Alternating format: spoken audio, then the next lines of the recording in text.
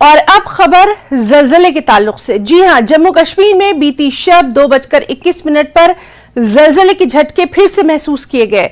Richter scale पर इसकी शिद्दत 4.6 रही। आपको बताएं कि 13 जून को आने वाले जलजले की शिद्दत 5.4 थी। यानी कल से लगातार हम देख रहे हैं कि यहां पर जलजलों के झटकों का असर जो है वो देखा जा रहा है। आपको बताएं कि दोनों ही जलजलों का मरकज गंदू भलेसा रहा। जलजले से 15 रिहायशी मकानों को नुकसान पहुंचा है। मकामी लोगों को करीबी आंगनबाड़ी सेंटर में मुंतकिल किया गया है। और चीखें सुनाई थी चारों तरफ से और हमें ऐसा लगा कि पता नहीं कितना लॉस जो है, लाइफ लॉस यहाँ पे हुआ है। लेकिन शुक्र है उस मालिक का कि वो चीज यहाँ पे नहीं हुई। लेकिन ये जो सिन्नू गांव है, यहाँ पे मेरे सब रिलेटिव्स हैं। तो जब हम ये इस गांव में आए तो सर यहाँ पे 7-8 घर जो हैं पूरी तरह से जो है वो डैमेज हो गए हैं। घर टोटली डैमेज हो गए, वहाँ रहने का लायक है ही नहीं। तो क्या करें, फिर बच्चों को लेके आए इधर आदमी को देखते हैं अब क्या होता है आगे। भाई की उनकी भी 3 मंजिलें मारे थे, वो भी डैमेज हो चुकी है। तो लायक है ही नहीं। अब रात को यहाँ आए बैठे, देखते हैं क्या होता है आगे। हमने इनको राय दी कि यहाँ से शिफ्ट हो जाएंगे और इसी यहाँ हमने सिन्नू से बात की, डीसी साहब से मैंने बात की, डिवीजनल कमिश्नर साहब से मैंने बात की। उन्होंने कहा कि इनको सेफ जगह पे अभी रख लो, थोड़ी देर के बाद हम एक टीम जो है वहाँ भेज देते हैं। तो जहाँ भी नुकसान है, मैं एलजी साहब से गुजारिश करूँगा, एक तो इनको आवास प्लस में मकान दिए जाएं। हमारी प्रायोरिटी यही है कि सेफेस्ट प्लेसेस पर पहुंचाया जाए। उसके बाद असेसमेंट जो भी है हम खुद कर रहे हैं, स्पॉट पे विजिट पे एक घर हम विजिट करके उसकी असेसमेंट कर रहे हैं। उसके अकॉर्डिंगली जो प्रोसेस होगा, रिलीफ कितनी मिलेगी वो हम फाइल फॉरवर्ड कर देंगे। कि जिस मकान में रहते थे आज इस मकान को खाली करना पड़ रहा है।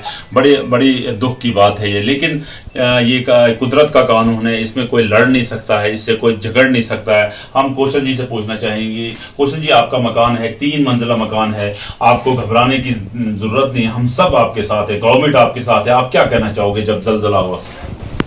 मुझे कहने की हिम्मत नहीं अभी। क्या कहना चाहोगे? किस वक्त कहाँ थे आप उस वक्त? मैं हाई सेकेंडरी स्कूल सिन्नू में था।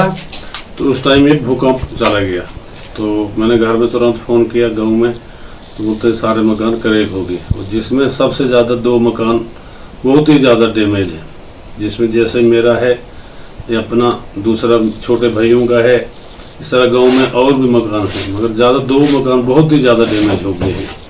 कोई कंडीशन नहीं है कि इसमें हम बैठ सकते हैं। इसमें अंदर आने के लिए भी हमारी कोई हिम्मत नहीं बनेगी, हम अंदर आए।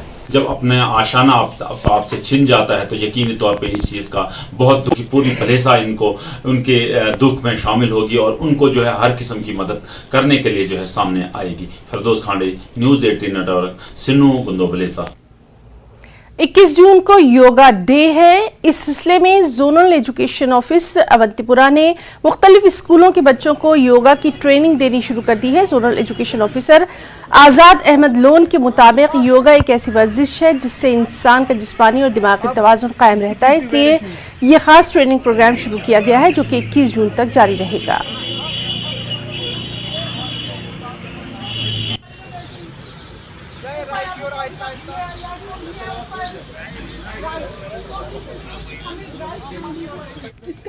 जो हमारा इंटरनेशनल योगा डे है 21 जून को मनाया जा रहा है, उसकी आज प्रिपरेटरी यानी रिहर्सल हो रहा है, उसकी तैयारी हो रही है।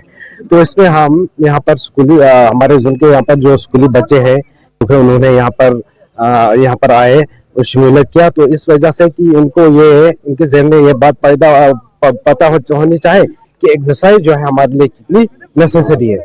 क्योंकि एक मुहावरा है, कहते हैं exercise is as necessary as food. एक इंसान के लिए एक्सरसाइज इतनी नेसेसरी है जितना उसके लिए खाने की जरूरत होती है। त्राल के बालाई इलाकों में गुज़िश्ता दिनों शदीद ज़ालाबारी से खड़ी फसलों और